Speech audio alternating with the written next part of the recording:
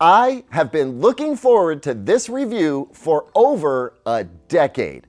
Panasonic TVs are back in the US. Now it's time to find out how they stack up and whether they're worth your money. It starts with Panasonic's best mini LED QLED TV. You ready for this?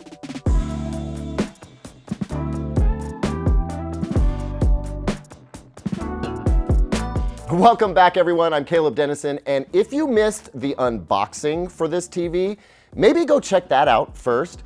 It's more than just an unboxing. I talk about the story behind Panasonic's disappearance from store shelves and showrooms in the US, leading up to its recent reappearance in the North American TV market, and why I'm so excited Panasonic TVs are once again available here. Now, as some of you may know, there are two Panasonic TVs that you can purchase here in the US. The W95A Mini LED QLED TV and the Z95A OLED TV. Now, y'all know I wanted to start with that OLED, but because I had just gotten done reviewing Sony's excellent Bravia 7 Mini LED TV, it made more sense to start with the W95A here. I really wanted to compare the two a bit in this review, and that Sony needed to get packed up and shipped off urgently. But also, way more folks are able and likely to buy the W95A Mini LED here. Not only does it have a far more approachable price, right around the $1,500 mark for a 65-inch model, but it's also gonna be the best fit for the average US household. So with all of that teed up, let's get into this review where I'll be talking about where Panasonic sits in the TV industry at large, just to get non-enthusiasts caught up.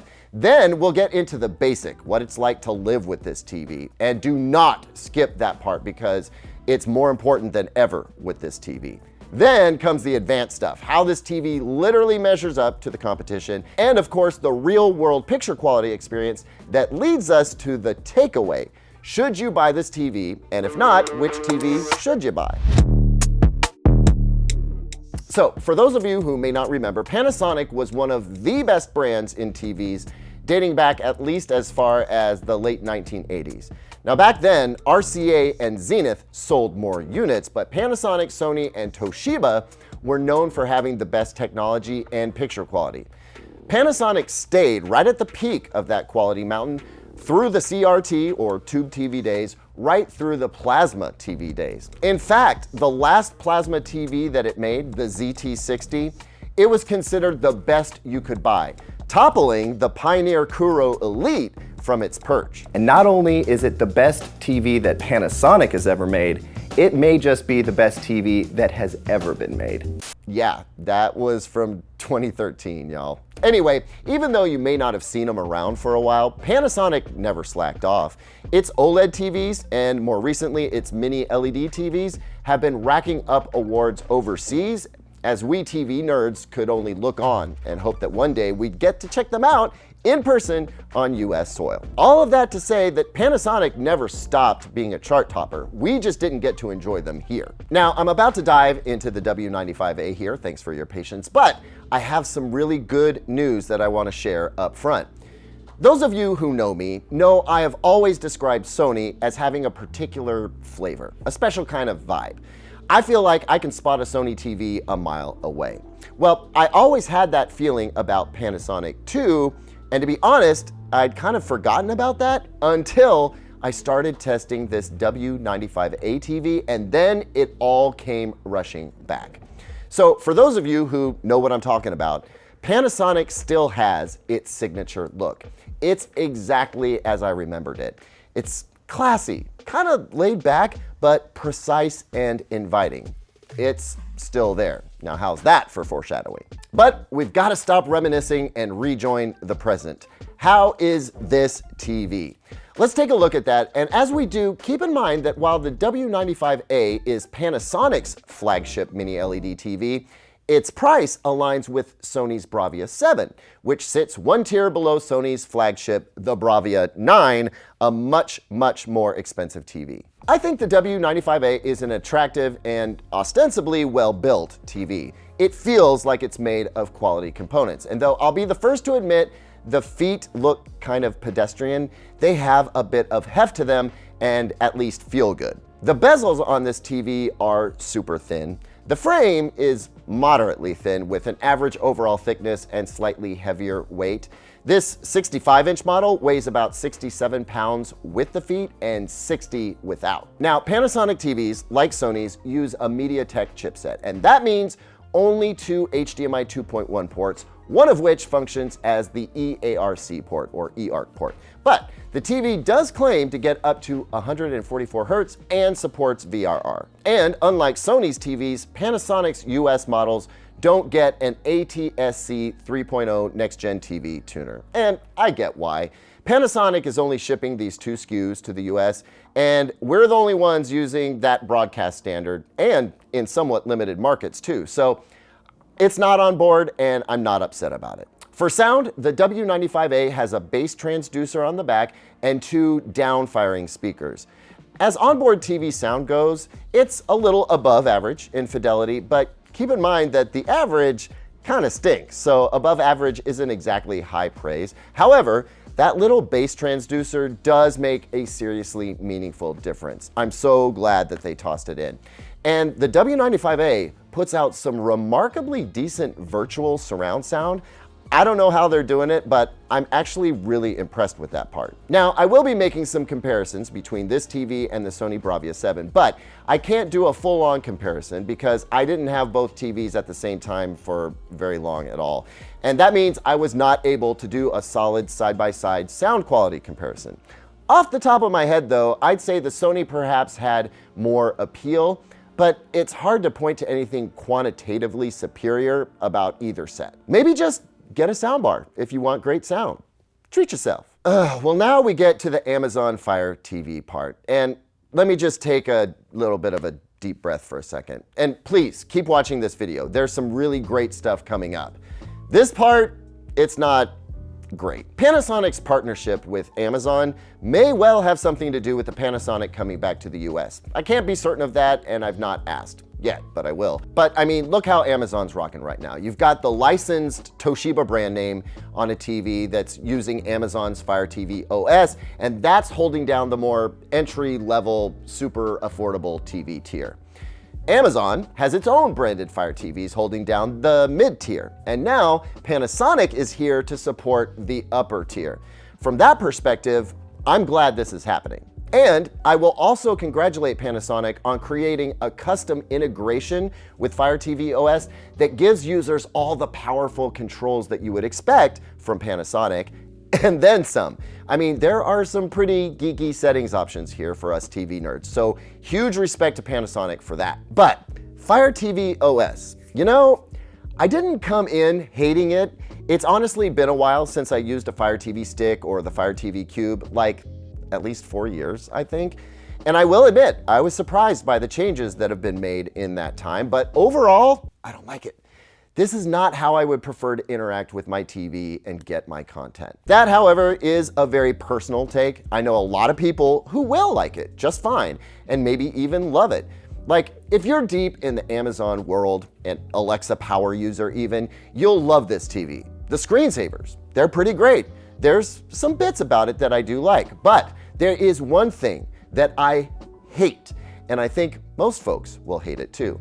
It doesn't do this all the time, mind you. In fact, I can't suss out any sort of cadence here, but periodically, without my doing anything special, when I turn on the TV, the promotional space up top, the ads section, autoplays video with sound. And folks, that is just a hard no for me. Also, like, do I need to have a Fire TV stick marketed to me while I'm using a TV with Fire TV built in?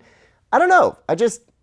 You know what? Let's move on. So look, it's important that I share my personal observations with you while also noting that you may not feel the same way I do. But for me, love the Panasonic parts, not a fan of the Amazon parts. Now let's dive a little deeper in a section that I like to call Numbers for Nit Nerds. This is a section where I get into the measurements and talk about stuff like peak brightness and EOTF and other annoying acronyms. If that sounds like a snore, don't hit the snooze button, just leap forward to the next section using the time codes down below the like button. Okay, so let's start out with the fact that there are a lot of picture modes here, and more than usual for the nit nerd. You've got cinema, Filmmaker Mode, True Cinema, Professional 1, and Professional 2.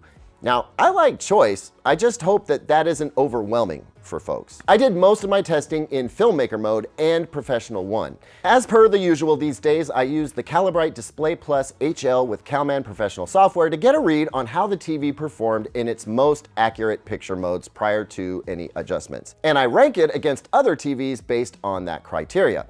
Most of the premium TVs reviewed here can be calibrated to near perfection by a professional calibrator. Okay, so in Filmmaker Mode, SDR, the TV's peak luminance was just shy of 150 nits. Now, I don't know if I've seen anything so boldly accurate as that before. Not in a while, anyway. And for those of you who don't know, 100 to 150 nits is part of the Rec 709 standard that was developed mostly in line with what CRT TVs could do back in those days. Anyway, bold move. I'll talk about what Professional 1 mode looked like in just a moment. The 2-point white balance was pretty interesting. As seen here, max delta E in the bright white was just barely over 3, and the 30% stimulus was well within spec. What's interesting to me, though, is that this white balance is almost the exact opposite of the Sony Bravia 7s, which had a bit too much red to go with a very level blue and green. That, my friends, is another foreshadowing. 20-point grayscale tells a similar story. Only the brightest whites deviate from D65, and barely at that. Color accuracy? Ridiculously good. Look, the color gamut test has barely registerable errors here. The only errors are in the whites and grays. This TV even aced the luminance sweep tests, which is super impressive. Now, I promised a pro mode overview in SDR, so here it is. In the Professional 1 mode, with brightness maxed out, I got about 1100 nits peak for SDR. White balance, similar story.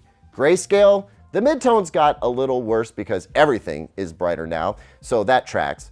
Color tests still aced, so a solid professional mode for sure. The brightness that most folks want with the accuracy they may not know that they want. Highly recommend. Moving on to HDR, my favorite part.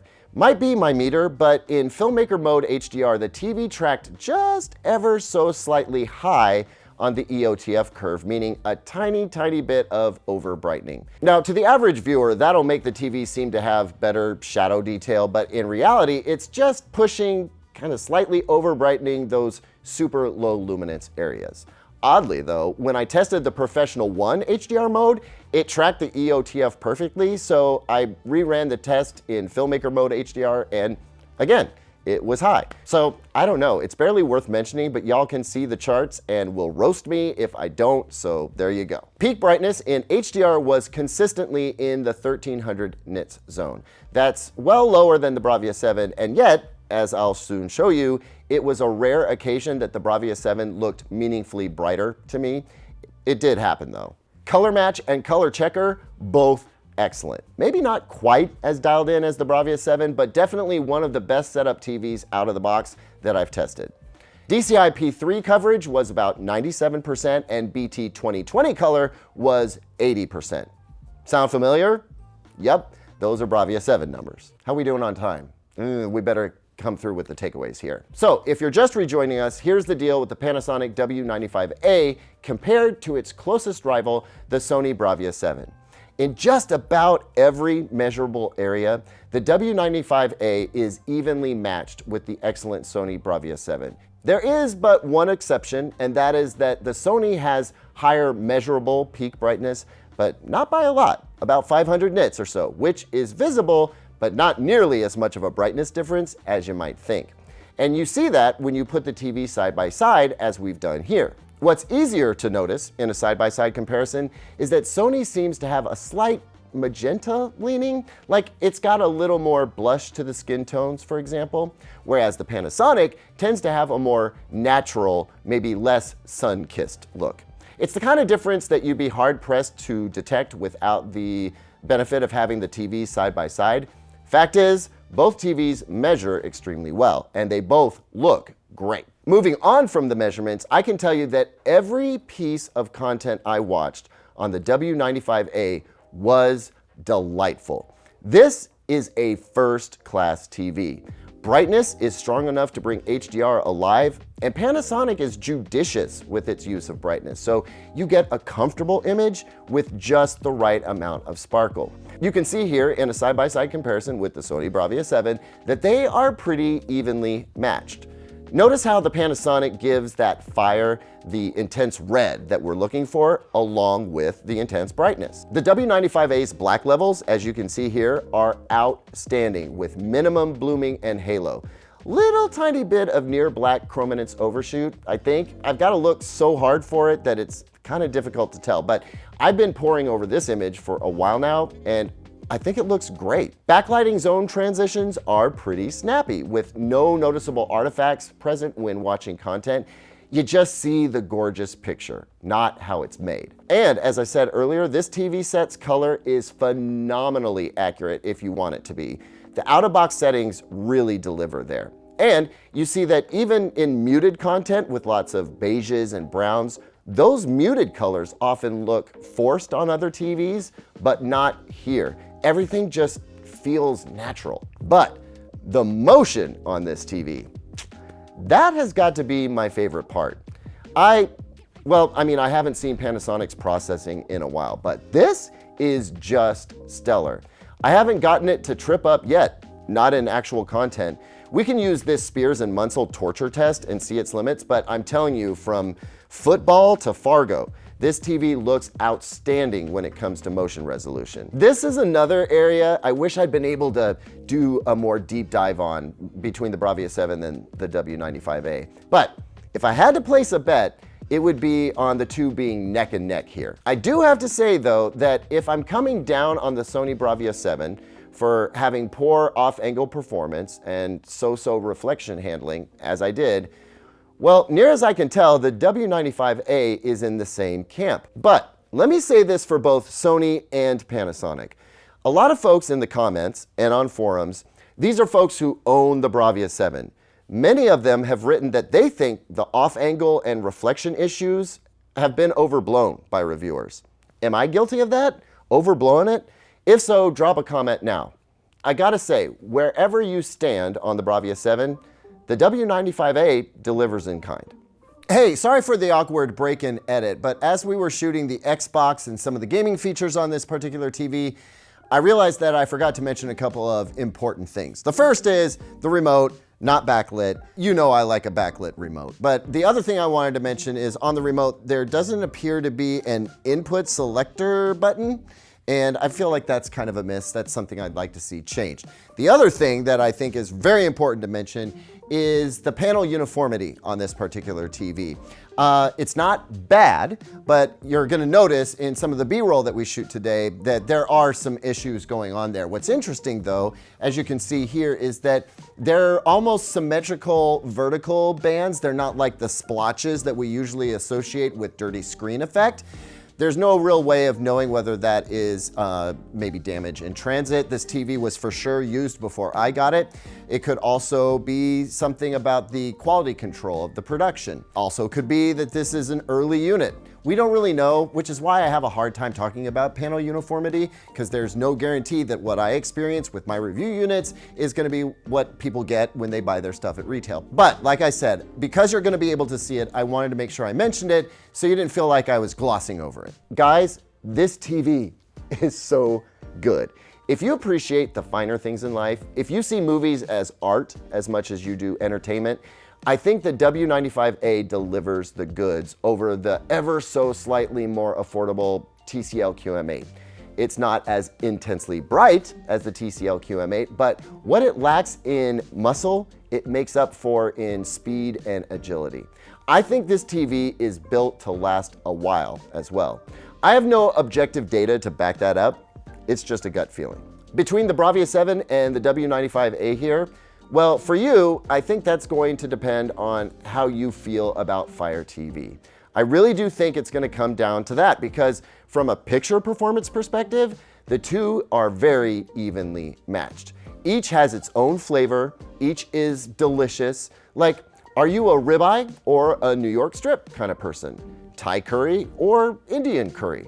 Krispy Kreme or Dunkin'? You know what, time out. That last one was a joke because everyone knows who makes the better donut. Anyway, the Panasonic W95A, it's fantastic. I know I told you so. I hope I showed you so. Now, you let me know if you decide to get this TV and tell me what you think. Thanks so much for watching, everyone. Please like, comment, and subscribe. You know the drill. I'll see you on the next one. And until then, here's 2 other videos I think you might like.